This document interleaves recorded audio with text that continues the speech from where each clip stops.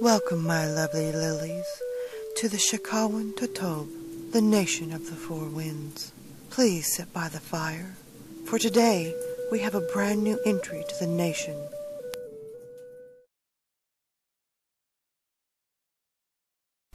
Deja vu. I was there as you drew your first breath, watching as they cradled you in their thin, bony arms. You were so beautiful. A divine being among mere peasants that didn't see all I did, didn't feel all I felt. I could tell my little godling was going to be far more amazing than their puny minds could comprehend. We became friends for a while. I was always there for you, and you for me.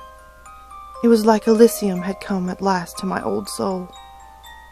It was exhilarating. I loved you and lusted over you. But society warped and twisted you. It made you question, even just a little bit. You still question the paranormal. Eventually, you found your way back to me through the internet sites and your friends talking about scary stories.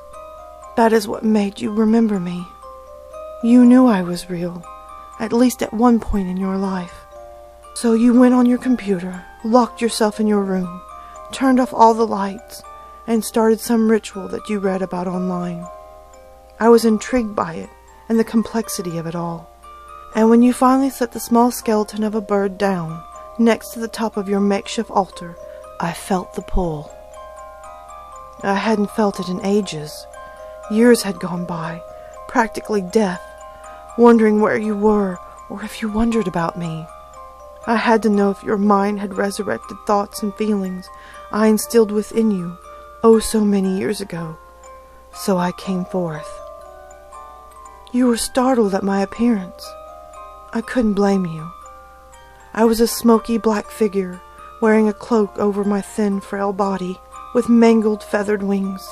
You tried not to scream, and I wondered at why you screamed in the first place. But then I realized I'm not what you're accustomed to seeing. I pressed my long, bony finger that ended in a claw up to my lips to shush you, and it worked. You stared at me in horror, and I knew I had to get you out of there. Come, my dear, I spoke without speaking, in a whispery voice that soothed you as it enveloped your shaking form. It is time for you and me to be reunited. You fell unconscious, and I waved my hand across the room, wiping all trace of your existence from your home. Your family and friends would never know you were gone, if you never existed. I mean, you did, but any time anyone would try to remember something, they just couldn't. It was because of that, because I changed reality itself, so that you could return home with me, to the very lucky and few people like us. I gave you a new home, a new life, all in that instant. Not many people get that kind of experience, you know.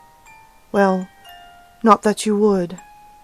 Have you ever went to a room and forgot why you were there in the first place? Or thought of someone, maybe like a brother you never had, and just thought it was a dream? Or thought you heard someone call your name? All of those times, it was people who had been taken away by creatures like me. You simply call it deja vu. When you awoke in your new black clothes, and your new home, in your new world, I remember how shocked you were. You were so happy when you met all those other kids like you. You were so excited and nervous. So much like when you opened gifts from your family and friends on holidays and special occasions. It was beautiful. And now, here you are today, in yet another new life. I'm sorry to have told you all this, and tricked and lied to you all those years. But the reason why you may not feel like you don't quite fit in with your family is because you never were theirs. You were mine. And the other families. No one else's. And now you're just like me. So go, my child, and help make others like us.